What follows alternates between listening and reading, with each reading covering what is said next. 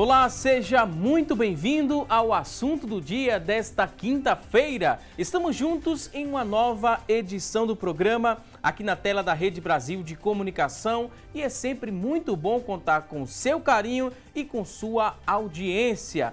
Hoje aqui no nosso programa vamos aprender um pouco mais sobre dor crônica.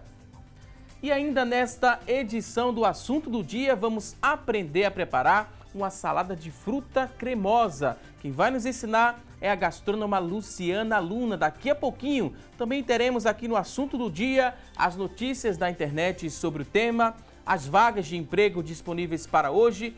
Daqui a pouquinho vamos lançar a enquete do dia. Vamos fazer uma pergunta a você que está em casa e você vai ligar, responder nossa pergunta e também aproveitar a oportunidade e já mandar a sua dúvida sobre o tema. Teremos tudo isso e muito mais, então fica conosco, porque o assunto do dia só está começando. A cada 10 pessoas aqui no Brasil, quase 4 sofrem de alguma dor crônica, aquela que persiste por mais de 3 meses. A maioria dessas pessoas, que compõem 37% da população, a maioria é formada por mulheres que vivem ali na região sul e sudeste do Brasil e têm média de idade de 41 anos e sente uma dor tão forte e é forte o suficiente para atrapalhar as atividades do dia a dia. Esses dados eles foram revelados na pesquisa da Sociedade Brasileira para Estudo da Dor. Essa pesquisa foi realizada no ano passado. Mas como é que se chega ao diagnóstico da dor crônica? Será que tem tratamento? Tem cura essa dor crônica? Vamos saber com a ajuda das convidadas de hoje. Estamos recebendo aqui no nosso programa a Fátima Tedim. Fátima é fisioterapeuta especialista em lesões de coluna. Também vai nos ajudar hoje no decorrer do programa com dicas e orientações a doutora Flávia Orange. Doutora Flávia é anestesiologista. Ela é especialista também em dor. Daqui a pouquinho a gente dá início aqui ao nosso bate-papo, mas a partir de agora tem uma reportagem que mostra que a dor crônica na lombar ela pode ser provocada pela pisada incorreta. Preste muita atenção às orientações aqui da reportagem. Confira. 8 em cada 10 pessoas em algum momento da vida sofreram com dores lombares, segundo a Organização Mundial de Saúde. No Brasil, 80% da população sofre com dores na coluna. Célia faz parte dessa estatística. Com 22 anos de comércio, ela desenvolveu dores lombares. Dores fortes, onde eu não conseguia, no trabalho, o dia a dia da minha vida estava cada dia pior. Hoje, Célia faz pilates. Ela nos disse que a postura e a forma de andar foram fatores determinantes para aumentar essas dores. Interferia bastante nas minhas dores e a minha postura, que não estava correto. Isso aí melhorou bastante. Consegui aprender a respirar, que também tem bastante dificuldade nessa parte aí, e de postura. E muitas pessoas nem se atentam, mas a forma de pisar pode estar ligada às dores na coluna. Essa dor na coluna ela pode estar associada com movimentos repetitivos, com excesso de peso, o peso inadequado de bolsas, de mochila, entre outras coisas. E aí a gente muitas vezes associa essa dor na coluna apenas com trauma, com quedas ou com movimentos de repetição. E essa dor muitas vezes ela pode estar associada com a forma como a gente caminha, como a gente pisa, né? E a gente precisa realmente tentar identificar a causa do problema para conseguir tratar esse paciente da melhor forma possível. Então fique atento, existem 3 tipos de pisadas. A gente tem uma pisada neutra, a gente tem uma pisada chamada de pronada e de supinada. Então a pisada neutra é aquela pisada que a gente tem um alinhamento, né? Então a gente percebe que o paciente, o indivíduo, ele consegue realmente distribuir o peso correto na forma como ele caminha. Uma pisada pronada é aquela pisada que o paciente normalmente ele pisa mais com a parte de dentro do pé. E a pisada supinada é aquela pisada que o indivíduo ele pisa mais com a parte de fora do pé, né? Então aí normalmente é necessário uma avaliação de alguém de fora, um avaliador externo, para a gente conseguir diagnosticar qual é o tipo de pisada que o paciente apresenta. Para identificar a sua, basta olhar para o sapato, aquele mais antigo que você tiver. Pega o sapato, dá uma olhadinha, vê se tem alguma parte do calçado que normalmente é mais marcada, se a parte de dentro do calçado, se a parte de fora. E aí lembrar que se a parte de dentro é mais marcada, geralmente essa pisada ela tende a ser pronada. Se a parte de fora é mais marcada, a pisada tende a ser supinada. E se não existe marcação, essa pisada é mais neutra. Então, se o paciente observar que existe algum tipo de alteração, é importante buscar um diagnóstico e um auxílio médico para tentar tratar isso. Lembre-se que coluna é coisa séria. Qualquer sinal de dor, um médico deve ser consultado. Essa clínica Escola de Fisioterapia, que fica no bairro das Graças, zona norte do Recife, atende pelo 2121-5922. O valor da sessão é simbólico, R$10, mas é preciso um encaminhamento médico. Pois bem, é preciso também ficar atento aqui ao decorrer do programa. Vamos trazer muitas outras dicas, porque a dor crônica ela pode aparecer na lombar e também em outras partes do nosso corpo. E com a ajuda de especialistas, essa dor pode ser minimizada e até desaparecer. Vamos saber daqui a pouquinho com as convidadas de hoje, mas chegou o momento do programa que você vai ligar para a gente para interagir, vai ligar para responder a enquete, a pergunta de hoje. Vamos lançar a partir deste momento a enquete do dia e a pergunta de hoje é a seguinte, olha só. A pergunta acaba de ser lançada, queremos saber de você que está em casa, se você já fez algum tratamento para dor crônica, sim ou não. Liga pra gente, participa, a pergunta é muito simples, objetiva. Você fez algum tratamento para dor crônica, sim ou não? Ligue no 3424-1547, que é a nossa linha interativa. A partir deste momento, a linha está disponível para você ligar, responder nossa pergunta e também aproveitar a oportunidade e mandar sua dúvida sobre o tema.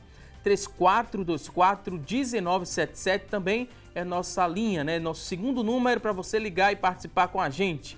A gente fica muito feliz em cada pergunta que chega, cada depoimento, então participa conosco também através da nossa fanpage facebook.com/assunto do dia. É o nosso espaço na internet, também já está disponível. Acesse, deixe seu depoimento, responda a nossa enquete. Daqui a pouquinho vamos ler tudo ao vivo aqui no nosso programa. 99209-4819 é o nosso WhatsApp também, você já pode participar, mandar quantas perguntas você tiver, porque daqui a pouquinho nossas convidadas terão o maior prazer em responder a sua dúvida. E olha só, apesar de ser desagradável, a dor é uma sensação muito importante para a sobrevivência, pois é quando o corpo ele avisa ao cérebro que algo está errado ou causando ali malefícios. Aí é preciso atenção, né? Porque algo precisa ser resolvido. Mas o problema é quando essa dor se torna crônica, pois indica que a lesão ou a inflamação serão persistentes e tendem a piorar quando não se tem aí um tratamento adequado. Vamos aprender muito mais sobre o tema agora, a partir deste momento, com a ajuda das convidadas. Quero dizer que é um prazer recebê-las aqui no Assunto do Dia. Fátima Tedim, fisioterapeuta, seja bem-vinda aqui ao nosso espaço. Muito obrigada, mais uma vez eu agradeço a oportunidade de participar. Doutora Flávia Orange, seja muito bem-vinda também aqui ao nosso programa. Muito obrigada, é um prazer poder falar de um tema tão importante. Muito obrigada. Por definição, falamos no começo do programa que a dor crônica é quando ela persiste por mais de 3 meses. Só isso é suficiente para se chegar a um diagnóstico de dor crônica, doutora? Sim ou não? Na verdade, esse é uma definição que é dada pela IASP, né, que é a Associação Internacional para Estudo da Dor.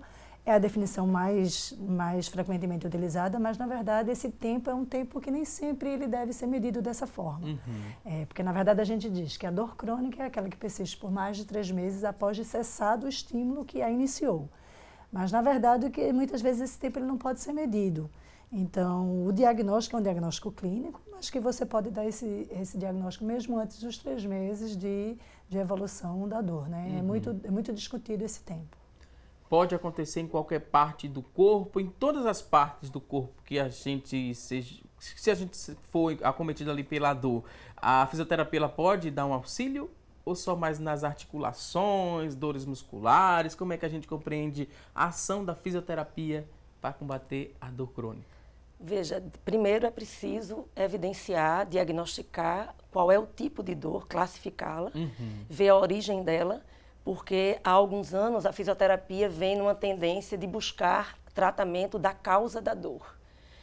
o alívio do sintoma dor, simplesmente, porque a dor não é uma doença, é um sintoma, ele vem com a abolição ou com o controle do seu fator desencadeante.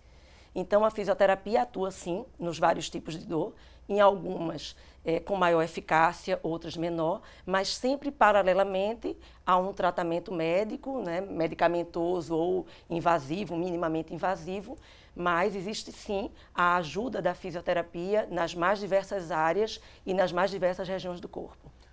A porta de entrada seria na assistência de saúde básica, né? Que essa pessoa se queixando de uma dor, ela vai procurar, ou ela já vai para o fisioterapeuta se queixando de uma dor lombar, uma dor no pé. Como é que a gente compreende isso? Um clínico geral também, às vezes, pode identificar essa dor e dar o diagnóstico de dor crônica? Na verdade, a luta da gente é para que isso aconteça. Porque se a gente for ver o número de especialistas em dor que existe, ele não vai dar conta na verdade, ela falou em sintoma, mas que algumas vezes é uma doença, é considerada uma doença sim. Você não vai ter como dar conta, a quantidade de especialistas de todos, a frequência é tão grande que é esse problema. Então, o ideal é que a gente consiga, assim, cada vez mais formar os nossos médicos generalistas para saber, pelo menos, conduzir inicialmente um paciente com dor. A gente tem uma tela que mostra aqui alguns tipos de dor. Eu vou mostrar e a gente vai explicar para quem está em casa, né? Tem a dor somática. Que tipo de dor seria essa? Ela acontece onde e por que leva esse nome de dor somática? Na verdade, o que acontece é o seguinte, a dor, ela tem algumas classificações, entre elas é essa que é o que a gente chama de classificação pelo que levou à dor, né? Pela fisiopatologia. Então, essa é uma das clássicas, a gente chama de dor somática ou dor nociceptiva, que é aquela dor produzida por uma lesão no tecido. Teve a lesão no tecido e aí a gente tem a dor somática. O exemplo mais comum da dor somática é a dor aguda, a dor pós um procedimento cirúrgico. Você lesionou, teve ali um procedimento cirúrgico e o paciente sente dor. A dor neuropática, ela é uma dor normalmente que mais recentemente teve uma classificação mais nova sobre a dor neuropática, em que se diz que a dor neuropática é a dor de uma lesão ou disfunção ou doença do sistema somatosensorial. O sistema somatosensorial é o sistema que é o sistema neurológico, né? Você tem o sistema neurológico central, que é aqui na central, que é nervoso central, e periférico, que é na periferia. Então, a dor neuropática é o que a gente conhecia como dor neurológica, dor do nervo, né? Falando de uma forma mais comum para as pessoas poderem entender. E a dor mista, que é provavelmente a dor mais frequente, é pela interação desses dois fatores, que é a dor somática e a dor neuropática. E é importante ressaltar que o diagnóstico e essa classificação é fundamental para a escolha da melhor forma de recurso de fisioterapêutico a ser aplicado. Porque se a gente entender bem a origem dessa dor, né, o tipo de dor, a gente vai poder, dentro dos recursos todos de fisioterapia, a eletroanalgesia, os ultrassons, a massagem, o kinesiotape, os exercícios. Então, a gente vai poder selecionar dentro desses recursos o mais indicado para cada caso. Não existe tratamento da dor em relação à fisioterapia, claro, igual para todos os tipos de dor. Você classificar e para poder selecionar o melhor recurso, isso é fundamental para a eficácia do trabalho, do tratamento. Certeza. A gente trouxe, né, um dado interessante que fala de a cada 10 pessoas aqui no nosso país, pelo menos quase 4 pessoas têm, né, algum tipo de dor crônica. Preocupa vocês que trabalham nessa área, na área de saúde, né? Pode-se ter também uma subnotificação, esse número pode ser ainda maior. Muita gente hoje está vivendo com dor crônica e está sendo subnotificada essa dor, a pessoa está dando pouca importância também, não procura um especialista em saúde ou tem até dificuldade de acesso ao profissional. Quase 4 em cada 10 brasileiros têm dor crônica. Surpreende você, doutora? Não me surpreende. Eu estou achando até que esses números são baixos, né? Exato. Porque a gente vê na literatura de uma forma geral, né? Por exemplo, para dor oncológica, mesmo quem tem câncer, chega um paciente em fases avançadas, ele chega a ter 78% dos pacientes chega a ter dor. Então, acho que os números são muito maiores do que esse. E que eu acredito que elas são subdiagnosticadas e subtratadas, eu acho que sim, até porque o acesso ao especialista ele não é fácil. Eu acho que isso é um dos grandes problemas, é o acesso ao especialista com dor e a falta de treinamento do médico generalista de lidar com esse problema. A gente acompanhou na reportagem, né, um exemplo de dor na lombar, na parte lombar aqui da nossa coluna. E a gente viu que tem uma relação direta da pisada, né? A forma que você pisa, você pode estar provocando ali, né, a sua lombar e a dor pode se tornar crônica. Foi mais ou menos isso que a gente aprendeu, não foi, doutora Fátima? Exato. Na verdade, a pisada, a forma de você pisar, ela vem comandada pelo alinhamento do quadril, tá? Então, se a articulação do quadril, que é chamada coxo femoral, ele tem mais rotação externa, rotação interna, isso vai mudar a maneira de pisar. E aí, essa região dos quadris, das articulações dos quadris, elas têm uma relação direta com a bacia, com a pelvis, com a báscula da pelvis, mais para frente, mais para trás, que a gente chama de antero ou retroversão, que tem uma relação direta, por sua vez, com a região do sacro da coluna, que é o final da coluna, e a coluna lombar. Então, na verdade, é preciso fazer um estudo biomecânico, ou seja, a análise desde a lombar até a pisada, e tratar tudo conjuntamente, tá? Então, isso é um fato, não é só usar uma palmilha, não é só corrigir de alguma forma a maneira de pisar, mas você precisa trabalhar um conjunto, até por essa evidência de que muitos estudos mostram que a maneira de pisar é em relação ao posicionamento lombopélvico. Então, isso é um fato realmente. Vale salientar que uma das principais causas de perda de atividade mesmo, de vida diária, inclusive de perda de trabalho, de dias de trabalho, uma das principais causas são exatamente as dores lombares. Elas só perdem para as infecções respiratórias. Então, imagina o que é que isso vem trazer de prejuízo financeiro para o sistema, né? de produtividade para o cidadão em termos de dias de trabalho, já que é uma dor extremamente frequente.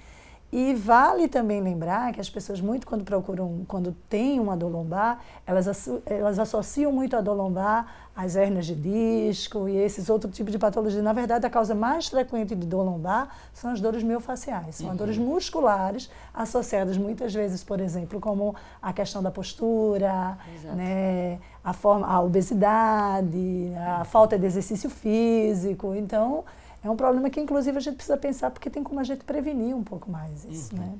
Para a gente fechar esse bloco do programa, né, e resumir essa questão da dor na lombar, provocada ali pela pisada incorreta, o fisioterapeuta vai tratar ali aquela pisada, tem um calçado específico para solucionar aquele problema e, ao mesmo tempo que orienta o paciente a fazer essa troca, né, do calçado, ele também vai fazer algumas terapias ali para tratar a dor lombar ali, que se tornou crônica, se passou mais de 3 meses, porque tem muita gente também que confunde, né?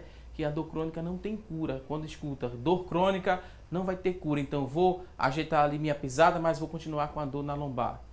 É isso, Fátima, ou não? Não. Na verdade, é preciso primeiro essa avaliação cinético-funcional, que é o nome da avaliação feita pelo fisioterapeuta, onde vai ser analisado não só o indivíduo, como uma observação dos seus exames de imagem, muitas vezes, obviamente, contactar com o médico assistente para ser tratada a origem disso tudo, tá? Muitas vezes o paciente não tem, como a doutora falou muito bem, uma lesão especificamente na coluna, é uma coisa muito da parte muscular, mas é preciso, tem resultado sim, é preciso trabalhar isso e, paralelamente, existem colegas que trabalham com palmilhas, com adaptação de palmilhas, são feitos análises da maneira de pisar e a orientação do calçado, a colocação de uma palmilha dentro do calçado, isso também é fundamental.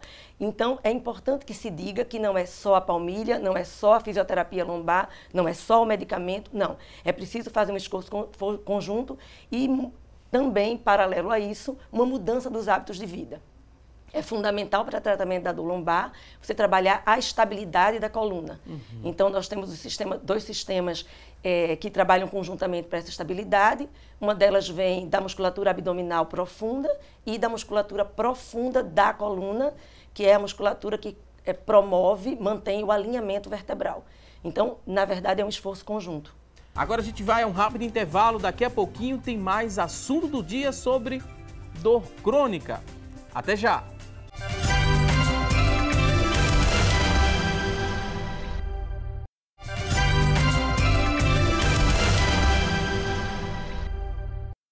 Hoje aqui estamos aprendendo um pouco mais sobre dor crônica. É o tema desta edição do Assunto do Dia. E a partir deste momento vamos juntos saber o que é notícia na internet sobre o tema. E quem traz essas informações pra gente é a Tânia Silva. Olá, Tânia! Oi, Valdson, para você um ótimo dia e para vocês que nos acompanham, o destaque de hoje é do R7. 4 em cada 10 brasileiros sofrem com dor crônica, diz estudo. Os números sobre dor crônica aqui no Brasil chamam a atenção. São 60 milhões de pessoas que sofrem com dores que duram mais de 3 meses. Isso representa 37% da população brasileira.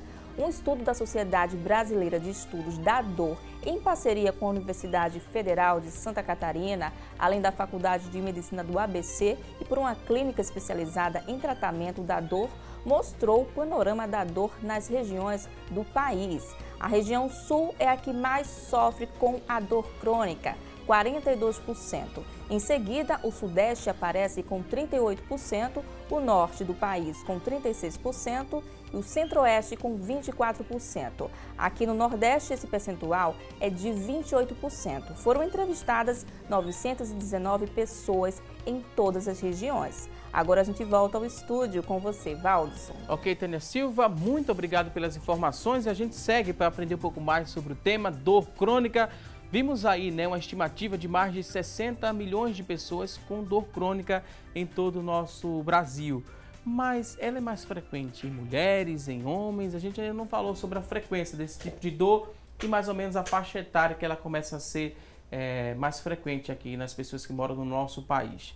Vimos que na região Nordeste, né, pouco mais de 20%, número 28% o número de incidência.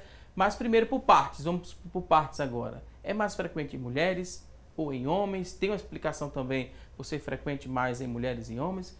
Doutora, nos auxilie nisso. Bem, depende do tipo de dor. A maioria, de uma forma geral, ela é mais frequente nas mulheres, realmente. Você tem patologias, por exemplo, como fibromialgia, que é uma doença também crônica, como a própria dor lombar, artrite reumatoide, que é mais frequente nas mulheres. A explicação para isso, na verdade, ainda merece estudos. Existem vários estudos sendo realizados. Existe estudo, inclusive, sendo feito com essa relação com o sexo, né, com o gênero. Mas assim, a gente ainda não tem resposta específica para isso.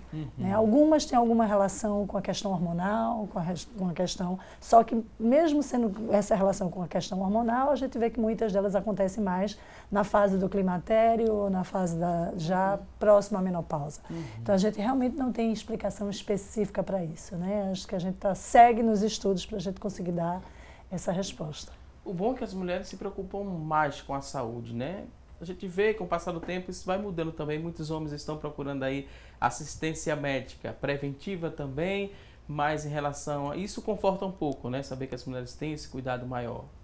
Exato, até porque como elas já se sabe que elas vão ser mais acometidas e de maneira geral elas cuidam mais da saúde segundo os estudos das mais diversas áreas, né? Realmente isso é muito bom.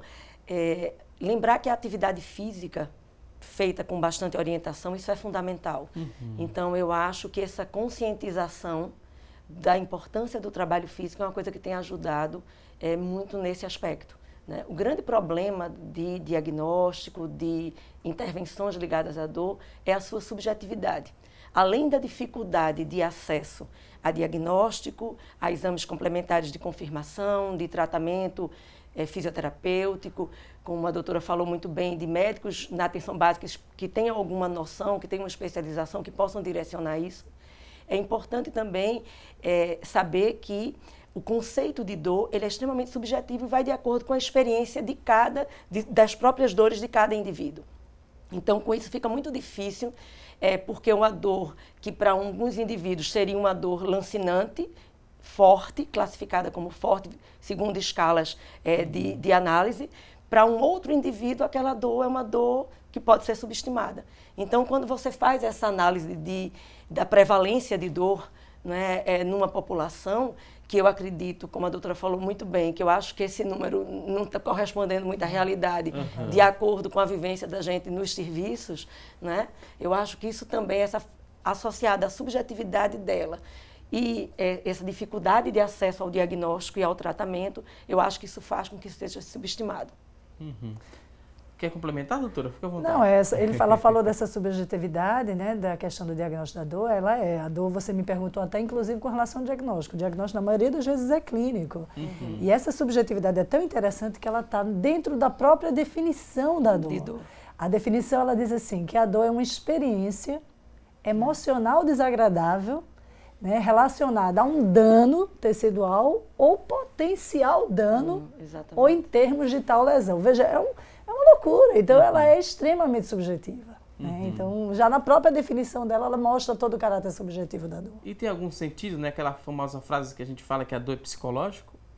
Não, na verdade, a dor, veja só, a gente usa erradamente esse termo que a dor é psicológica. Na verdade, a dor, existe um conceito chamado dor total, que diz que a dor, ela tem 4 dimensões. Ela tem a dimensão física, ela tem a dimensão psicológica, a dimensão espiritual e a dimensão social. O problema é que a dor, ela afeta todas essas dimensões. E é lógico que o teu psicológico, ela vai ter um fator importantíssimo nesse papel da dor. Até porque o teu cérebro, que é o que identifica a dor, ela sofre alterações quando você tem problemas psicológicos e termina perpetuando o processo de dor. É mais ou menos isso. Não é que a dor é psicológica, mas o teu estado psicológico é um fator importantíssimo na tua relação com a dor. Né? É tanto na relação em termos do próprio diagnóstico mesmo, como no tratamento. Os serviços de dor, de maneira geral, na maioria deles, tem incluído nesse serviço o pessoal de psicologia, de psiquiatria, para poder dar um suporte. É imprescindível, muitas vezes, você trabalhar com esses profissionais. Então, se você também não trabalhar esse aspecto psicológico, emocional, muitas vezes é absolutamente até impossível você debelar ou seja reduzir esse quadro álgico. Com certeza. Tem muita gente interagindo através do nosso WhatsApp, muita gente mandando perguntas. A gente vai começar a repassar essas dúvidas aqui para as convidadas. Tem muita gente querendo, né, resposta a alguns questionamentos. E a gente vai seguir aqui com o nosso programa para tirar a sua dúvida sobre dor crônica. Temos várias participações e a primeira delas a gente vai ler agora, é da Thaísa, ela que mora em Afrânio. Olha só, a gente agradece aqui a participação da Thaísa. Ela disse que a mãe dela sofre com fibromialgia. Há 8 anos isso, e ela faz acompanhamento com um reumatologista. Ela tomou todos os anti-inflamatórios, mas agora não faz mais efeito. Ela sente muita fadiga e várias dores. O que é que ela pode fazer? Qual é o próximo passo? Se a medicação que foi passada agora não faz mais efeito, ela passou a sentir muita fadiga e dores. O que é que ela deve fazer daqui para frente? Na verdade, o paciente com fibromialgia, né, que é uma doença que a gente não conseguiu compreender ainda qual é a fisiopatologia que está envolvida com a fibromialgia, que é muito frequente, mais frequente em mulheres de meia idade, então é muito comum, mas a fadiga, ela faz parte do quadro clínico da fibromialgia. A fibromialgia é uma doença que você tem dores por todas as partes do corpo, você pode ter dores em várias localizações, associado à fadiga, associado à enxaqueca, à cefaleia e a outros sintomas. Depressão é um dos fatores associados com a fibromialgia. Então, na verdade, o tratamento existe... Eu posso dizer que a fibromialgia é uma doença crônica, é uma doença que ela precisa de controle, mas não necessariamente você vai ter a cura da fibromialgia, mas você consegue ter um controle com a qualidade de vida adequada. Os tratamentos são os mais diversos, às vezes nem é sempre um anti-inflamatório, então tem que avaliar se o tratamento que ela fez foi o tratamento adequado e correto, mas uma coisa que é muito importante, que eu digo muito para o paciente fibromialgico, paciente com fibromialgia, é se não fizer exercício físico, a gente vai, aquele velho termo de enxugar o gelo. A gente vai fazer nada, porque o exercício físico é uma das grandes... existe evidência científica, trabalhos científicos com evidências fortes, evidências muito fortes de que o exercício físico ele é capaz de controlar até por si os sintomas da fibromialgia. No quadro, né, de fibromialgia, a fisioterapia também pode ser aliada? Sempre. Inclusive, o tratamento não é só medicamentoso. Você tem que conciliar o tratamento medicamentoso, que de maneira geral é um uso bastante prolongado, né, com ajustes da medicação. Como a doutora disse, nem sempre o anti-inflamatório é a melhor forma, porque na verdade não é uma doença inflamatória. né? Perfeito. Então, mas a fisioterapia e tratar coisas paralelas. A gente falou da parte de depressão, então precisa de um suporte psicoterapêutico, precisa de um suporte. A maioria dos fibromialgicos tem distúrbio de sono. Então, se você não dorme bem, essa fadiga crônica muitas vezes é atrelado a isso. É como se não houvesse um repouso do corpo e do seu sistema nervoso central. Então, é preciso, na verdade, para tratamento do fibromialgia, um conjunto de ações que devem funcionar concomitantemente. Tá? Você não adianta tomar o remédio, esperar que a dor melhore para começar a atividade física terapêutica, que vale salientar que seja. Então, você tem que trabalhar tudo conjuntamente. Eu tenho uma paciente, para você ter ideia, que ela diz assim, eu vou tomar medicação quando eu tiver sem dor, um pouco que seja, eu posso fazer exercício físico, eu digo, corra, faça, importantíssimo. O que você conseguir fazer, vá lá e faça, né? Então, assim, é um tratamento multidisciplinar, com certeza. O fisioterapeuta, o psicólogo, o psiquiatra entra junto, então, não é uma condição fácil de você dizer assim, eu vou tomar tal medicamento e vou ficar bem. Tem que ter todo esse conjunto. Né, e por que vocês, profissionais de saúde, né, sempre que falam em qualidade de vida, tocam nessa questão de fazer atividade física? É algo completo para o nosso corpo precisa disso porque libera hormônios, hormônios são trabalhados. Como é que a gente compreende essa recomendação que é tão frequente e tão benéfica, né? Na verdade, a atividade física, ela além de liberar alguns neurotransmissores, que melhoram o seu prazer de viver, né? Tem todo o aspecto físico propriamente dito, então você melhora a sua autoimagem, melhora a sua autoestima, melhora a sua condição de realização das atividades de vida diária, você melhora a sua destreza, a sua performance física. Então, tudo isso faz com que realmente a atividade física ela seja um fator fundamental para a qualidade de vida. Com certeza, acho que ela definiu muito bem. E assim, tanto é que a atividade física hoje não só é recomendada para o caso de dor crônica, praticamente para todas as patologias existentes dentro da saúde, a atividade física entra sempre como algo que não pode ser abandonado, que deve ser feito. Ok, outra participação do Evandro Bezerra, que mora em Salgadinho, Olinda. Ele fala o seguinte, acompanhou a reportagem, né, e começou a perceber, né, que os calçados dele só desgastam o pé direito. Só o pé direito fica ali desgastado. Na parte de baixo, além do solado, ele fala. Tem algum tratamento para isso? Embora que eu não sinta dores, mas isso me incomoda muito, esse desgaste do sapato só ali no pé direito. Bem, como eu falei no início, quando nós abordamos esse assunto, provavelmente ele tem uma assimetria na bacia. Um lado da bacia, da pelvis dele, tem uma inclinação mais anterior e o outro lado mais posterior.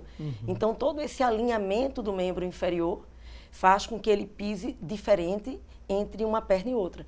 E essas assimetrias, elas são muito danosas ao sistema musculoesquelético, porque você acaba por forçar mais, exigir mais de um lado do corpo do que do outro, a nível de membro inferior, pelvis e coluna vertebral, fazendo com que essa sobrecarga maior de um lado possa causar, ao longo do tempo, uma doença degenerativa articular, são as artroses.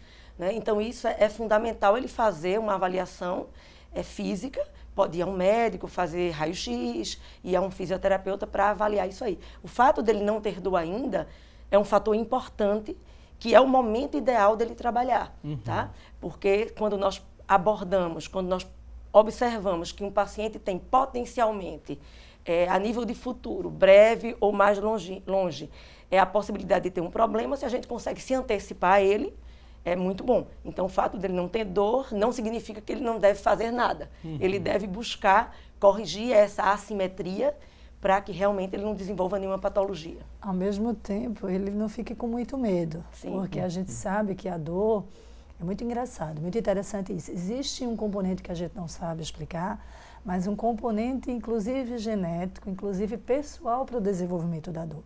Isso foi começado a estudar no momento que começou a estudar as hérnias de disco. Porque que se você fizer um screening da população como um todo hoje, é muito provável que você encontre hérnia de disco numa boa parte da população e que eles não vão ter nenhuma dor. E vai ter aquelas pessoas que têm pequenas hérnias e sentem dores terríveis. Então, existe uma plasticidade que a gente chama de alteração do sistema nervoso central, que a gente não sabe por que algumas pessoas desenvolvem e outras não. Então, existe alguma coisa, provavelmente, acho que no campo da genética, para explicar. Então, pode ser que ele não venha sofrer dor, mesmo com tudo isso, a vida dele toda. Mas vale, assim, não vale a pena ele pagar para ver isso. Se ele puder adequar, principalmente os tênis de corrida, que hoje em dia tem como tênis de corrida e tênis de caminhada, tem algumas lojas que fazem essa adaptação de acordo com a sua pisada. Outra participação aqui, a pessoa se identificou. Elaine, que mora em Piedade. Elaine quer saber o seguinte: qual tipo de compressa é melhor para aliviar a dor localizada? Colocar gelo ou uma compressa mais quente? Elaine, que mora em Piedade, quer saber. Bom, com algumas exceções, como a fibromialgia, que habitualmente os pacientes só se dão bem com calor superficial, que é a compressa quente. De maneira geral, a preferência por que é o gelo, crioterapia, ou termoterapia superficial, que é a água quente, é muito pessoal. Ambos agem por mecanismos distintos no controle da dor, excetuando, obviamente, como eu já especifiquei, algumas doenças como a fibromialgia. Então, o ideal seria, para dores crônicas, que o indivíduo experimente. Ele experimente, faça uma tentativa, sempre com muito cuidado para não haver queimadura. Eu lembro que ambas as opções podem levar a queimadura no local, mas se é uma dor lombar, por exemplo, ou uma dor no ombro, por uma sobrecarga, ele pode experimentar. A minha sugestão seria experimentar a crioterapia primeiro, porque como causa um certo adormecimento na pele, isso muitas vezes dá um alívio mais imediato, então a pessoa vai se sentindo mais confiante naquilo, mas uma pergunta que se faz há aproximadamente 30 anos dentro da fisioterapia, calor ou gelo. E já mudou. Já mudou, já se considerou um aspecto e outro, e hoje a resposta que eu posso lhe dar melhor seria para experimentar, repito, excetuando algumas condições muito específicas, como essas doenças que tem, como a fibromialgia. Começa com um gelinho na região ali, com gelo, e depois vai... E observa, se der bem com o gelo, pode permanecer com ele, se não tenta água quente. Eu ressalto aqui que eu não estou me referindo aqui aos traumas, tá? Aos traumas imediatos, às entorses, às pancadas. Realmente a crioterapia, no início, é o indicado, tá? Mas nós estamos referindo aqui a dores crônicas e a indicação de um ou outro recurso. Vou pedir licença agora que as nossas convidadas, vamos a um rápido intervalo. Daqui a pouquinho a gente volta com mais assunto do dia. Até já!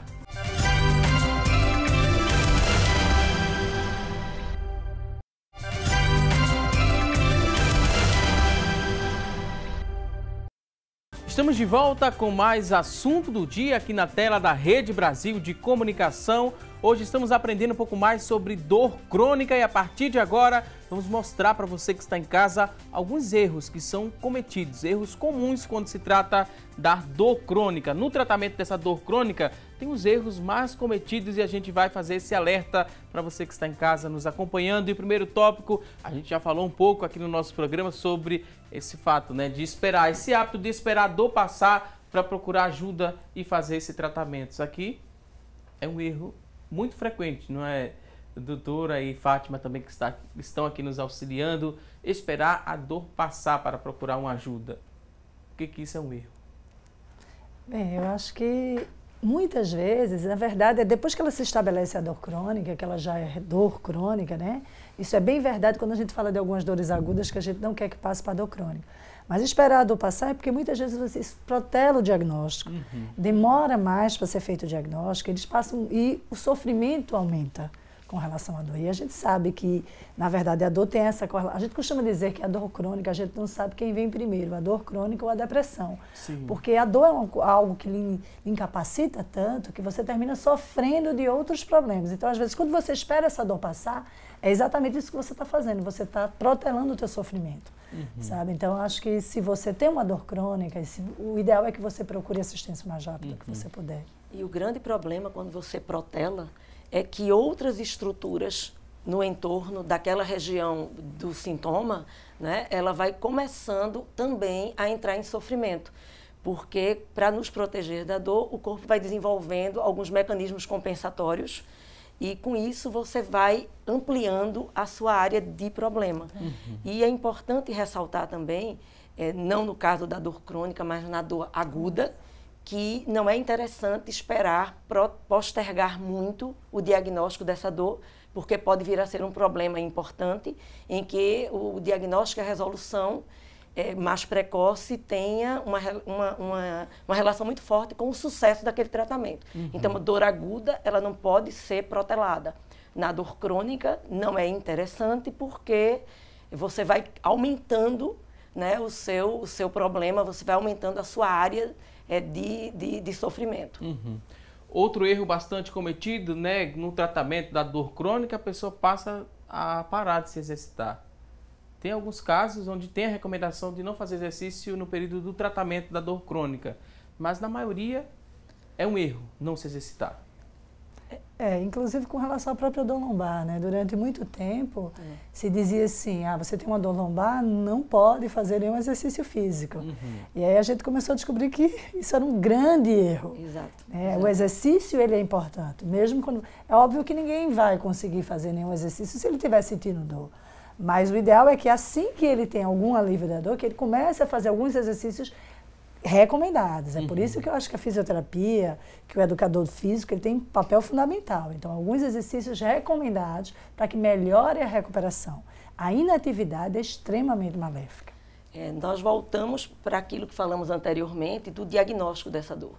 Muitas dores lombares, elas são por desativação de alguns grupos musculares que são responsáveis pela estabilidade, né, e pela intermitência de pressão nos discos da coluna e nas articulações mais profundas. Então, o fato de você não se exercitar, você vai estar, de certa forma, alimentando o problema que está gerando aquela dor. Agora, tem que ressaltar que não é qualquer tipo de exercício, qualquer tipo de atividade. Hoje nós temos atividades, um leque enorme de possibilidades em que cada tipo de dor, cada condição de paciente vai permitir que você comece a estimular essa musculatura. Então, outro erro comum cometido, né, no tratamento da dor crônica é não frequentar a fisioterapia. Às vezes os pacientes fazem ali 1, 2 sessões, depois acham que melhoraram e abandonam o tratamento, deixa de ir, né, ao fisioterapeuta. Isso aqui é um erro comum.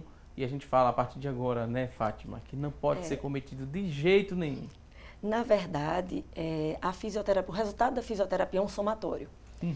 Quando você vai no primeiro dia para a fisioterapia, é feita a sua avaliação e é feita uma programação de tratamento, certo? Então, se você cumprir aquela programação, obviamente, indo com a frequência que for determinada nessa primeira avaliação e havendo uma somação de atividades, você começa com o tratamento focando o alívio da dor em si e depois você vai começando a trabalhar as compensações, a musculatura, a parte respiratória, que tem uma relação muito grande, principalmente com as dores lombares, né, o padrão respiratório. Então, isso é uma somação, é uma sequência. E realmente, você quebrar essa sequência, essa evolução de tratamento, o resultado, muitas vezes, não chega a ser tão satisfatório. Inclusive, eu costumo dizer, às vezes é muito frequente, por exemplo, o paciente vai para a fisioterapia, não tem melhora da dor específica, aí ele volta e diz, mas eu não estou melhorando. Mas entenda que só em fazer a fisioterapia você evita a inatividade, você evita a progressão da dor muitas vezes.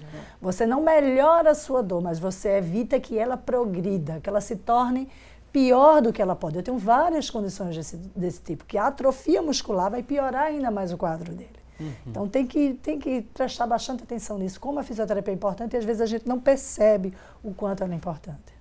Ok, ótimas explicações, ótimas reflexões. Vamos agora seguir para responder a sua dúvida. Temos aqui várias participações. A pergunta agora é da Ana Priscila. Ana Priscila mora no bairro de Dois Unidos e ela fala que a mãe dela tem 47 anos e desde os 6 anos de idade ela tem uma dor muito forte na cabeça. Essa dor chega a passar, 10 dias. Ela se repete por 10 dias essa dor. A mãe dela já foi socorrida algumas vezes. No hospital eles dão uma injeção nela, a dor demora a passar, mas consegue se passar após ela tomar essa injeção. Ela tem acompanhamento médico, só que nunca fizeram exame de cabeça. Nunca pediram isso para ela. Ela chega a chorar bastante quando está com essa dor de cabeça. O que é que ela deve fazer? É difícil a gente dar um diagnóstico unicamente dessa forma, assim, só por essa pequena história. Mas ela precisa de assistência, ela precisa ter uma história clínica dela acolhida. É muito comum essas enxaquecas, né? É muito comum, não a partir dos 6 anos de idade, não quando criança. Mas às vezes você tem uma história e você associa com essa história e não necessariamente que sejam dores semelhantes. Então ela pode ter uma enxaqueca, o que é muito comum. Se for enxaqueca, não necessariamente ela vai precisar de um exame complementar. Eu acho que a história clínica, é colher uma boa história, ver como é que ela se porta nesse período de dor, é muito mais importante do que, às vezes, um exame feito, uma tomografia, uma ressonância. Existem situações que têm indicado, né, o que me parece que não é o caso dela, porque uma paciente que precisasse de que tem uma história tão demorada, tão prolongada, ela tivesse alguma patologia que precisasse de uma ressonância, ela já tinha evoluído, ela já estava bem pior. Eu acho que o que ela precisa é de um olhar para essa dor dela. Ela pode ter uma enxaqueca crônica e existe tratamento profilático para ela diminuir as crises dessas dores. Entendeu? Então, ela precisa de um olhar diferente. Não necessariamente de um exame, não necessariamente de uma ressonância, mas ela precisa ser avaliada, é realmente correto. Outra participação, a pessoa não se identificou, mas diz o seguinte: após sofrer um AVC, fiz fisioterapia, né, realizei ali algumas sessões de fisioterapia, mas ainda continuo com muito queimor. Tomo vários remédios, já fiz eletroneuromiografia e nada adiantou. Devo trocar de médico? Por favor, me dê uma orientação, porque eu não consigo mais viver assim, com tantas dores. É aqui a participação da telespectadora. Na verdade, existe uma condição que a gente chama de dor neuropática pós-AVC. É muito comum. E a dor neuropática ela tem essa característica, ela é um queimor. Na verdade, ela não é uma dor. Então, ele pode estar sofrendo do que a gente chama de dor neuropática pós, né, acidente vascular cerebral. E é uma dor que tem tratamento, tem como melhorar e melhorar a qualidade. É uma dor de difícil controle, não é fácil para nenhum médico, mas existe tratamento. E isso pode acontecer, realmente. Então, eu acredito que o que ele está acontecendo é isso. Ele está sofrendo de uma dor neuropática pós-acidente vascular cerebral. E existem medicações que podem ter influência, podem melhorar a vida dele. E lembrando também que na hemiparesia, né, que é a sequela decorrente do AVC, você também tem uma hipotrofia muscular importante, principalmente o ombro do lado paralisado ou semi-paralisado, ele também sofre muito, então tem que se saber muito bem, né, ficou uma pergunta um tanto vaga, qual é a região dessa dor com queimor? Né? Porque tanto pode ser a dor neuropática, como pode ser também alguma coisa miofacial mesmo, em decorrência dessa sequela neurológica. A participação agora da Vera, ela disse que sente muita dor na uretra, ela usa sonda, e essa dor se intensificou desde o dia 27 de novembro. Já pode ser considerada uma dor crônica, e ela fala que usa essa sonda porque não consegue urinar sem a sonda. Já entra no quadro de dor crônica, 27 de novembro. Se intensificou nessa dor, como é que a gente responde aqui a Vera? Não dá para a gente dizer que ela já entrou nesse quadro de dor crônica. Ela pode, inclusive, estar tendo uma dor aguda decorrente de alguma complicação da sonda. Tem que dar uma olhada nessa sonda e ver o que é que está acontecendo. Então, assim, eu não classificaria ela ainda como dor crônica. Eu precisaria dar olhar e perceber se a própria sonda e até qual é a patologia que ela tem que produziu a necessidade de ter uma sonda na uretra, né, frequente. Eu acho que precisa de uma avaliação melhor. Ok. Próxima participação, a pessoa não se identificou, mas fala que tem 54 anos e quando pisa, sente, né, que tem algo estranho na pisada. É como se tivesse ali raízes debaixo do solado do pé. Às vezes ficam até manquejando. E essas dores chegam até o quadril, né? Chega às vezes doer no quadril. Isso quando anda. O que poderia ser isso? É normal? Não é? É persistente? E a pessoa que não se identificou tem 54 anos, queria uma orientação, Fátima. Na verdade, ele precisa ir ao médico para fazer uma avaliação nesse pé. Existem algumas patologias no próprio pé, como o neuroma de Morton, que dá muito uma sintomatologia com essa característica, né? Mas é preciso ir para o médico para fazer uma boa avaliação, exames de imagem, provavelmente, uma boa avaliação clínica. E com relação ao fato dele sentir essa dor se estender até o quadril, é como eu falei anteriormente, a relação quadril-pé alinhamento do quadril e a pisada, ela é fundamental. Então, de repente, o quadril já está sendo uma consequência do fato dele pisar inadequadamente por essa sensação que ele tem embaixo do pé. Então, é preciso realmente ir para o médico para fazer um bom diagnóstico. Midian está participando aqui, ela disse que acha que tem fibromialgia. Acha, porque não foi comprovado pelo médico. Ela fala que não dorme bem, sente dores diariamente. Quando está bem-humorada, ela acha interessante que essas dores passam. Ela fica bem-humorada, ela não tem nenhuma dor. Mas quando ela está estressada ou quando tem alguma contrariedade, as dores aumentam e de forma insuportável. Ela diz que é uma pessoa muito tensa. Qual a orientação que a gente poderia dizer para a Midian? Primeiro, ela achar que tem fibromialgia, né?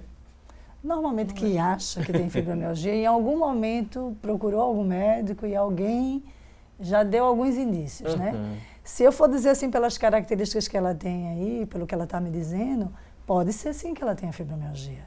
Mas fibromialgia tem um critério para você ser diagnosticado. Então, ela tem que realmente procurar o especialista para conseguir fechar esses critérios. É um diagnóstico totalmente clínico, não existe nenhum exame complementar que vai fechar. Então, ela tem que realmente confiar no médico que vai avaliar para que esse diagnóstico seja fechado. Né? Posso sair que até o médico falou e ela não quis aceitar, né? Porque ela não realizou nenhum exame. O clínico, onde se fala um diagnóstico clínico, é aquela anamnese, né? A conversa que se faz com o médico. Isso é muito frequente, até porque, como a fibromialgia é uma condição crônica, as pessoas se sentem, né, é como se você tivesse, de uma certa forma, fechando um rótulo, né, dando um rótulo. Então, é muito frequente. Eu tive um paciente um dia desse que eu cheguei para ela e disse, não, você tem fibromialgia. Ela disse, doutora, eu tenho mesmo. Ela estava esperando que eu dissesse diferente. Então, isso é muito comum. A negativa, né? A negativa, ela é comum. E atrapalha. Atrapalha. Agora, também tem que tomar cuidado, porque muitos diagnósticos de fibromialgia são dados sem realmente ser fibromialgia. Eu não sei do que se trata, eu digo que é fibro. Entendeu? Que é preciso, na verdade, excluir as outras condições, né? Até porque existem as dores miofaciais, já que as pessoas tensionadas que não dormem bem entram num processo de fadiga crônica. Né? Tem que ver a parte postural, tem que ver se não tem patologias nos ombros, na coluna. Então, o diagnóstico de fibromialgia é muito por exclusão de outras patologias. Muito por exclusão. Então, é difícil você realmente afirmar alguma coisa com esse relato. E essa associação que ela fez, né, do estresse, quando ela está estressada ou quando ela é contrariada, essa dor fica mais intensa. Quando ela está bem-humorada, está tudo tranquilo. Isso é completamente real num paciente com fibromialgia. Na verdade, o paciente com fibromialgia a gente considera, para você ter uma ideia, o paciente com fibromialgia ele não é classificado como dor neuropática, nem como dor nociceptiva. Ele é o que a gente chama das dores distróficas, são as dores do sistema nervoso central. A origem dela é dentro da cabeça, dentro do sistema nervoso central. Então, o estresse e outras situações emocionais, ela pode desencadear, liberar uma série de neurotransmissores que potencializam a sensação dolorosa. Então, é muito frequente. Por exemplo, a fibromialgia ter dor quando ela está estressada, ou quando ela se submete a um frio muito intenso, ou algumas outras situações. Isso pode ocorrer com certeza, é o que a gente faz parte do diagnóstico. Próxima participação é da Ana. Ela diz que o pai dela tem 70 anos, o seu Antônio. Ele sofre com uma dor na coluna, no final, né, do osso da coluna. Quero saber se é coluna mesmo, pode ser próstata. Tem 7 dias que ela está em casa, né, e ele sentindo essa dor frequente. É uma dor queimando ali no final da espinha da coluna. Faz anos que a gente sofre com esse problema do meu pai na coluna, mora em Jaboatão dos Guararapes. A gente agradece aqui a participação da Ana. Tem que fazer uma investigação. Tem que ir para o médico, né? Tem que ir para o médico, por mais que exista um tipo de dor que nós chamamos de dor de origem visceral, né? Alguns problemas, intestino, ovário, útero, a endometriose causa muita dor lombar e etc. Mas é preciso você ter um diagnóstico médico, né? Então, assim, é muito vago. E é importante que se procure realmente para se ver. E no caso dos idosos, né, ele pode ter uma dor realmente lombar, porque as doenças degenerativas, todo o processo degenerativo que ocorre com a idade, ele pode estar sofrendo. Então, realmente, ele precisa ser, né, avaliado. Outra participação, a pessoa não se identificou ainda, mas no decorrer da pergunta aqui, possa ser que ela coloque o nome. A mãe tem artrose na coluna, tem várias dores, porém todos os anos ela realiza ali vários exames disponíveis e fala, né, que não tem remédio que dê alívio a essa dor. Ela faz fisioterapia, mas a família acredita que não está correspondendo, até porque se resume ali a ultrassom, acho que é isso, o procedimento que é feito. E ao TENS também é o procedimento fisioterápico. Daqui a pouco a Fátima explica melhor. Particularmente não consideram que esse método está sendo eficaz para tratar essa dor, porque minha mãe se queixa bastante. Ele fala que ela tem 78 anos e está na 25ª sessão. Ela realiza a sessão, são várias sessões, 3 vezes ao dia, ele diz aqui. Por semana deve ser. 3 vezes por semana, desculpa, Fátima. É que o corretor ortográfico às vezes atrapalha aqui, mas são 3 vezes por semana.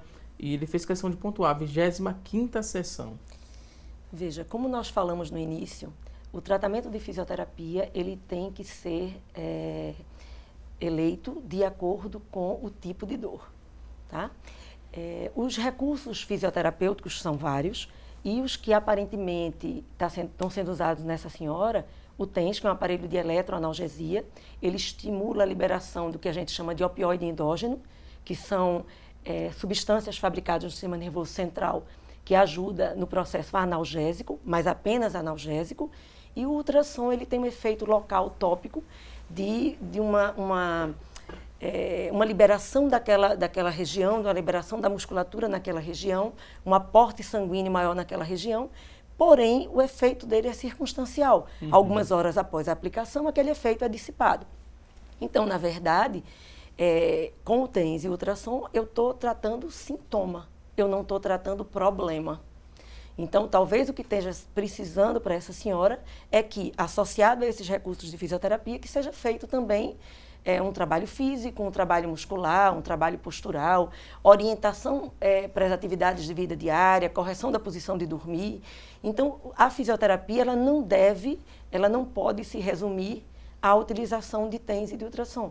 Eu sei que muitas vezes isso acontece, até porque em alguns serviços a demanda de pacientes em cada horário é muito grande, mas isso não justifica, porque realmente somente o TENS e o ultrassom não vai estar tratando efetivamente o problema do paciente, porque vai estar buscando apenas alívio circunstancial desses sintomas. Então, eu sugiro que converse com a equipe de fisioterapia que está acompanhando, relate esse fato, né, de não estar sentindo alívio nenhum, para que seja readequado o tratamento para a necessidade da senhora.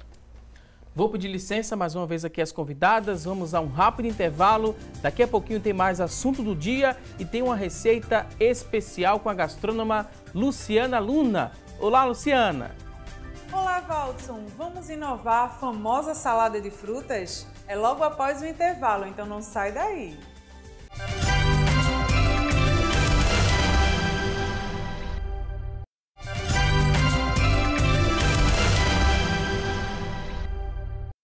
Já estamos de volta com mais assunto do dia e agora vamos direto aprender a preparar uma salada de frutas. Quem vai nos ensinar é a gastrônoma Luciana Luna. Pegue aí papel e caneta, anote os ingredientes e bom apetite! Olá, tudo bem? É sempre bom procurar alternativas de sobremesas com frutas para incluir na nossa alimentação.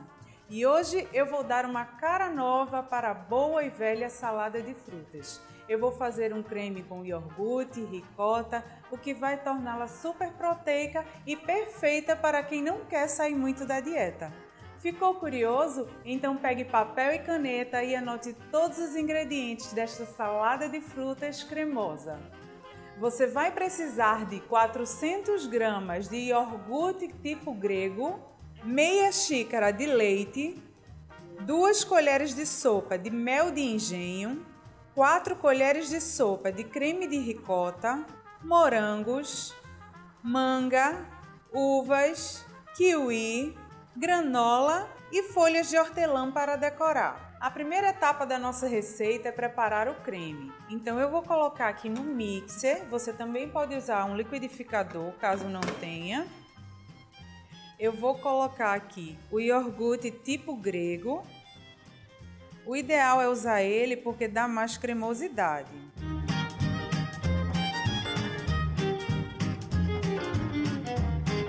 colocar também o leite. Aqui tem o creme de ricota.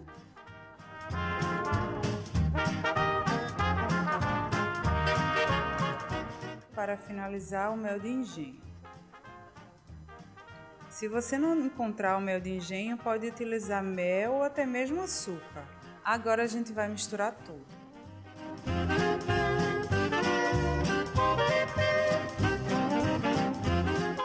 Depois de bater apenas para misturar, agora nós vamos para a próxima etapa. Aqui eu tenho tacinhas, onde eu vou colocar a primeira base de creme.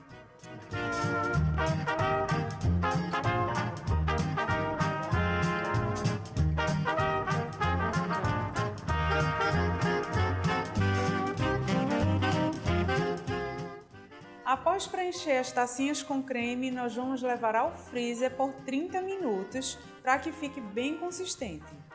Após retirar do freezer, nós vamos colocar as frutas. Eu escolhi morango, manga, uva e kiwi. Por quê? Porque essas frutas, depois de cortadas, elas não oxidam, como a banana, a maçã, por exemplo. Então aqui a gente vai fazer um mix de frutas e você pode escolher as frutas da sua preferência.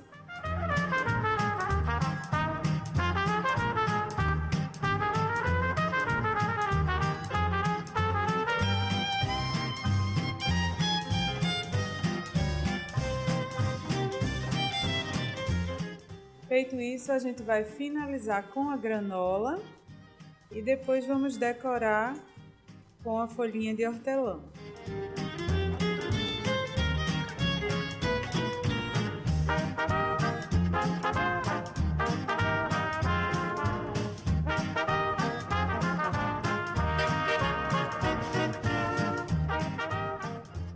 Esta foi a nossa receita de hoje, super saudável e nutritiva. Espero que vocês tenham gostado e nos vemos no próximo Receita do Dia.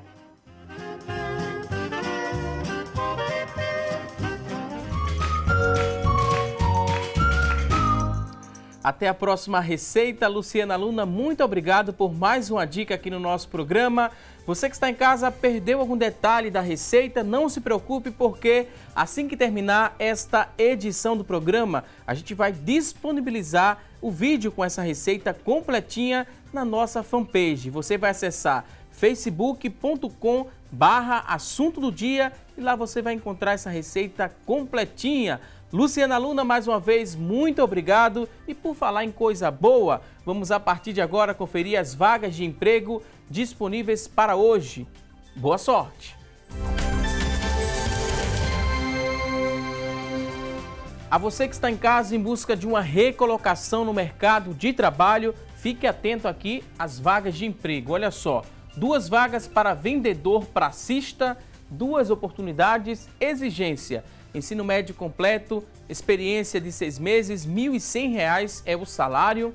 São 2 vagas para vendedor praxista. Vamos a mais oportunidades de trabalho?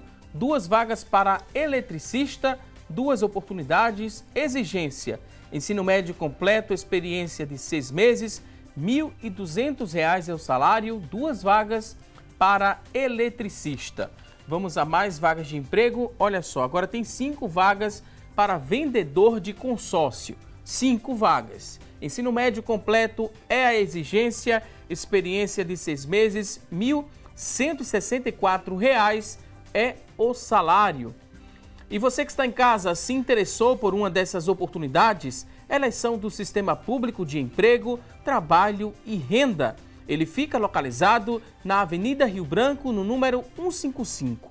Avenida Rio Branco, número 155, o telefone para contato, pega aí papel e caneta, anote o número 3355-2900, 3355-2900. A você que está em casa em busca dessa recolocação no mercado de trabalho, mais uma vez, te desejo boa sorte. E agora a gente segue para falar um pouco mais sobre dor crônica. Tem muita gente participando, interagindo na nossa fanpage, no nosso WhatsApp também, no Instagram da Rede Brasil Oficial. A gente vê aqui algumas participações, vamos ler daqui a pouquinho aqui, ao vivo. Então vamos seguir com as perguntas do WhatsApp. Vamos à primeira pergunta que chegou nesse bloco do programa. Nise Marques, ela que mora em Camaragibe, tem 55 anos, ela fala que há mais de 10 anos ela sofre com dores da artrite reumatoide. Essa dor nunca passa, não passa nunca. Gostaria de saber se a dor é no osso ou no nervo. É a dúvida aqui da Nise Marques de Camaragibe. Na verdade, a dor dela, né, ela tem uma dor mista aí, provavelmente. Ela tem uma dor nociceptiva e a gente sabe que, por exemplo, muitas terminações nervosas, elas hoje em dia são encontradas dentro do osso. Então, o que a gente antigamente achava que eram só dores nociceptivas, por exemplo, a dor do osso, né, as dores, por exemplo, de metástase ósseas e dores do osso, que antes a gente acreditava que eram só dores somáticas, hoje a gente sabe que são dores, na verdade, que são dores mistas. Ela tem um componente neuropático associado. Mas o osso dói? Acho que dói. Também. O osso tem terminações nervosas importantíssimas, ele é extremamente doloroso, o osso. Pensava que não. Próxima pergunta é da Helena Tereza de Jaboatão, tem 59 anos. Helena quer saber o seguinte: tem uma dor crônica por causa de uma hérnia de disco.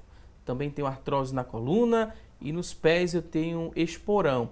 Faço fisioterapia, mas a dor sempre volta. Tomo um remédio apenas quando estou em crise, né? É indicado continuar fazendo a fisioterapia?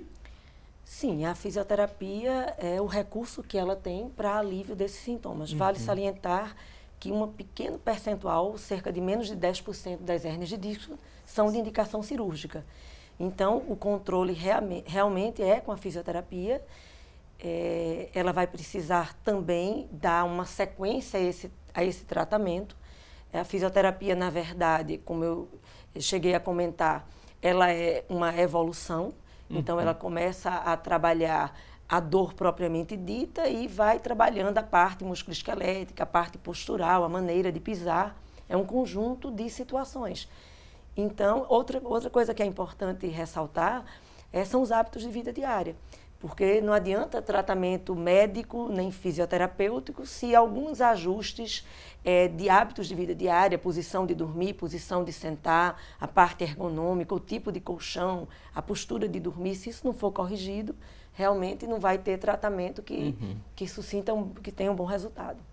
Ok, temos mais participações. Agora a Ana Paula, que mora em Igaraçu, ela diz que tem fibromialgia. Há 1 ano e 5 meses faz tratamento para dor crônica. Ela sente muita dor de cabeça e indisposição ao acordar, além de uma dormência também nas mãos. Essa dor é por causa do problema da fibromialgia? Com certeza. A fibromialgia, na verdade, ela é um espectro. Dentro deles, você tem a dor, que pode ser generalizada, tem várias regiões do corpo. A gente tem alguns pontos que são específicos, que são o que a gente chama de pontos da dor no paciente com fibromialgia. Associada a isso, ela tem enxaqueca, fadiga, insônia, problemas do sono. Então, a enxaqueca dela aí, provavelmente a dor de cabeça, mais especificamente, faz parte do espectro da fibromialgia.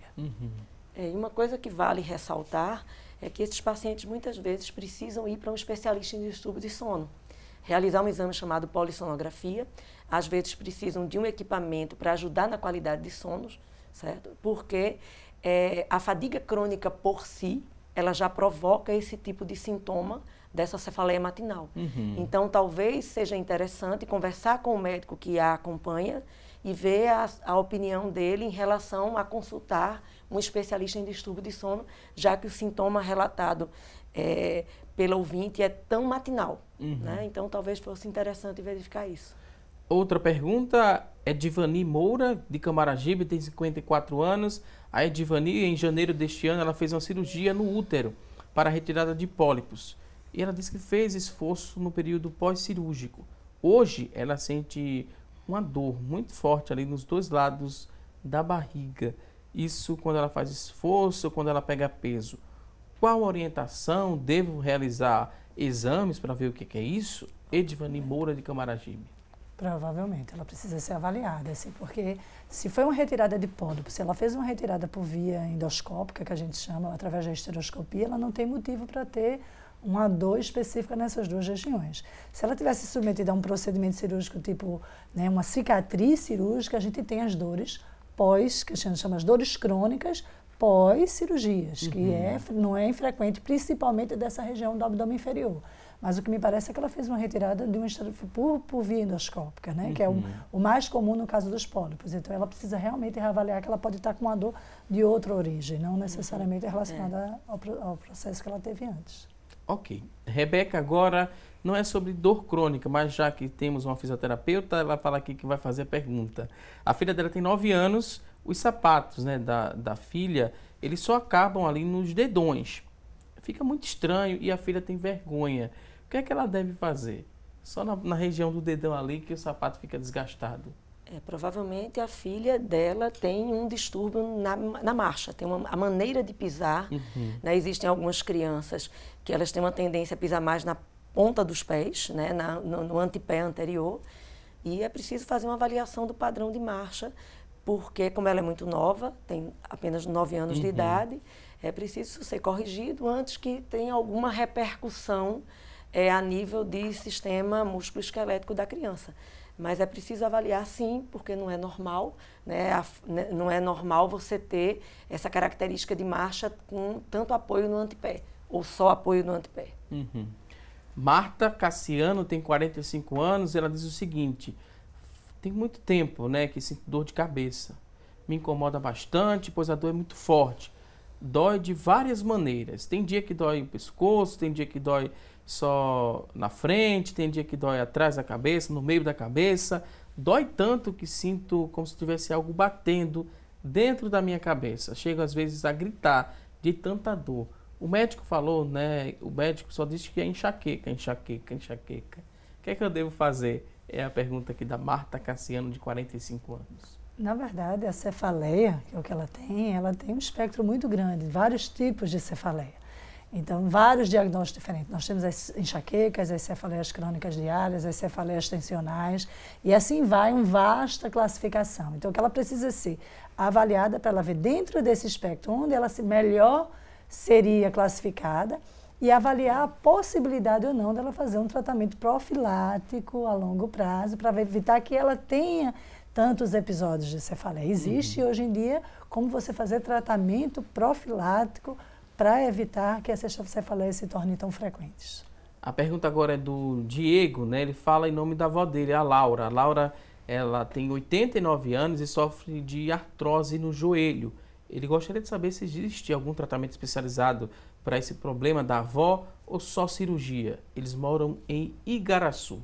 A gente agradece a participação do Diego, fazendo a pergunta pela Laura, né? Pela vozinha dele.